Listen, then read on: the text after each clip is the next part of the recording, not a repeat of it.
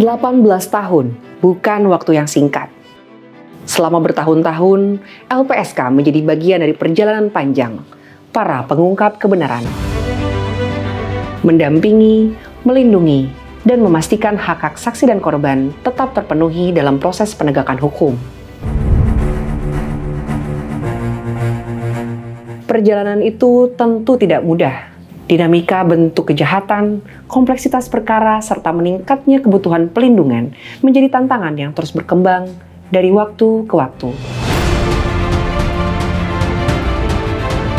Namun, melalui sinergi dengan berbagai kementerian, lembaga, aparat penegak hukum, pemerintah daerah, organisasi masyarakat sipil, dan para mitra strategis, LPSK terus memperkuat perannya dalam memberikan pelindungan yang semakin optimal.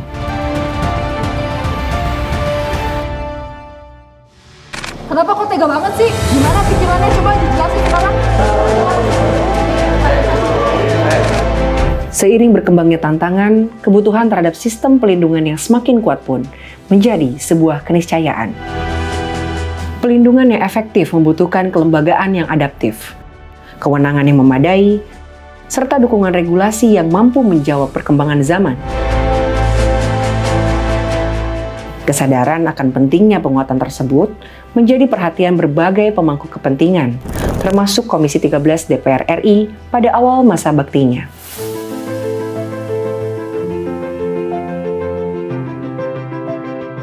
Penguatan LPSK dipandang sebagai langkah strategis untuk memastikan negara mampu memberikan jaminan pelindungan yang semakin nyata bagi setiap saksi dan korban.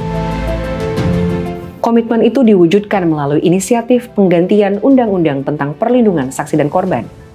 Pembahasan dilakukan bersama pemerintah dengan melibatkan berbagai pemangku kepentingan, akademisi, praktisi, serta organisasi masyarakat sipil. Berbagai masukan dihimpun untuk menghasilkan regulasi yang lebih responsif terhadap kebutuhan masyarakat, serta tantangan penegakan hukum di masa kini dan masa depan. Karena memperkuat LPSK bukan sekedar memperkuat sebuah lembaga, melainkan memperkuat kehadiran negara dalam melindungi setiap warga negara yang memperjuangkan kebenaran dan keadilan. Undang-Undang LPSK menjadi prolegnas di DPR RI didorong karena keinginan Komisi 13 untuk menjadikan LPSK ini menjadi lembaga negara yang berkekuatan penuh untuk menjalankan tugas dan fungsinya dalam melindungi saksi dan korban. LPSK kita akan maksimalkan, kita dorong agar bisa memungkinkan institusi ini bekerja dengan lebih baik, lebih maksimal, dan bisa membawa manfaat yang lebih besar bagi masyarakat.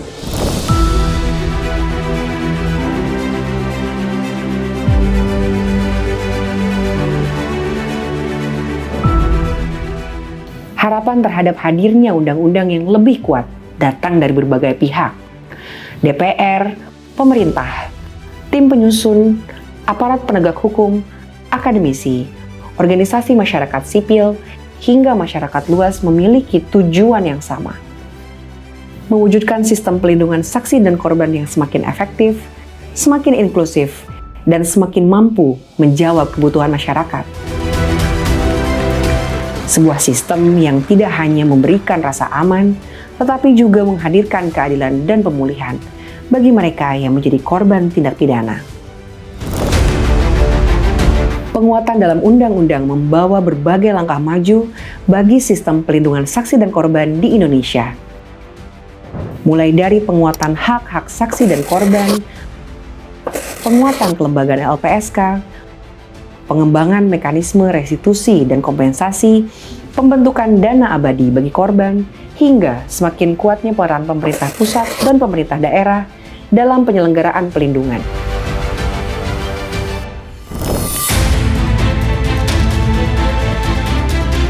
Seluruh penguatan tersebut diarahkan pada satu tujuan yang sama, menghadirkan pelindungan yang lebih maksimal bagi setiap saksi dan korban. Karena ketika saksi merasa aman dan korban memperoleh haknya, maka keadilan memiliki kesempatan untuk benar-benar terwujud. Pertama bahwa Subjek hukum diperluas, penambahan informan. Selain saksi, korban, saksi pelaku, pelapor, ahli, juga ada informan. Kemudian juga bagaimana tentang definisi pelindungan, itu juga diperluas, termasuk ancaman, situasi khusus, dan situasi yang membahayakan jiwa saksi dan atau korban. Situasi khusus itu juga luas, seperti tingkat kerentanan, tingkat keseriusan tindak pidana, posisi dalam perkara, profil tersangka, terdakwa, terpidana, kegiatan dalam rangka pembelaan HAM, dan tujuan perlindungan itu sendiri. Selain itu juga ada penguatan kelembagaan LPSK sebagai sebuah lembaga negara dan tetap independen. Diatur tugas, fungsi, wewenang secara lebih detail, termasuk juga diantaranya membentuk satuan tugas khusus dalam pelindungan pemenuhan hak saksi dan korban.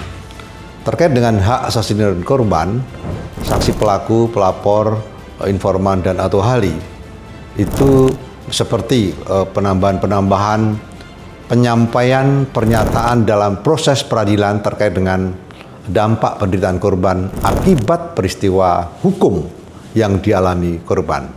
Kemudian juga mendapat pelindungan dari ancaman digital, ini juga ada penambahan hak, mendapat penggantian biaya transportasi sesuai kebutuhan, biaya hidup sementara bagi korban, kemudian mengikuti program pemulihan medis, psikologis, dan atau psikososial, termasuk juga diatur khusus untuk korban TPKS mendapatkan kompensasi dalam bentuk pembayaran restitusi kurang bayar melalui dana bantuan korban. Selain itu juga banyak hal diatur lainnya seperti kerjasama baik di dalam negeri maupun internasional, bahkan termasuk kerjasama dengan APA dan lembaga perlindungan saksi dan korban di beberapa negara. Kemudian juga pemerintah pusat, daerah, perannya juga diatur. Di situ di state secara jelas wajib mendukung pelindungan saksi korban sesuai dengan kewenangannya. Partisipasi masyarakat juga diatur dalam pemberian informasi, membantu saksi korban, melaporkan perkara, kemudian melakukan pendampingan dan peran aktif lainnya. Partisipasi tersebut juga dapat dilakukan oleh sahabat saksi dan korban yang sudah kita rekrut di berbagai daerah.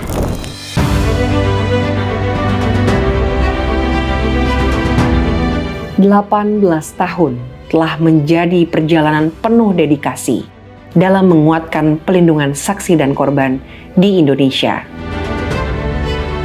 Perjalanan ini belum selesai. Masih banyak tantangan yang harus dijawab. Masih banyak harapan yang harus diwujudkan. Dengan semangat kolaborasi, penguatan regulasi, dan komitmen seluruh pemangku kepentingan, LPSK akan terus hadir menjalankan amanat negara, menguatkan keberanian, menjaga kepercayaan, dan menghadirkan keadilan.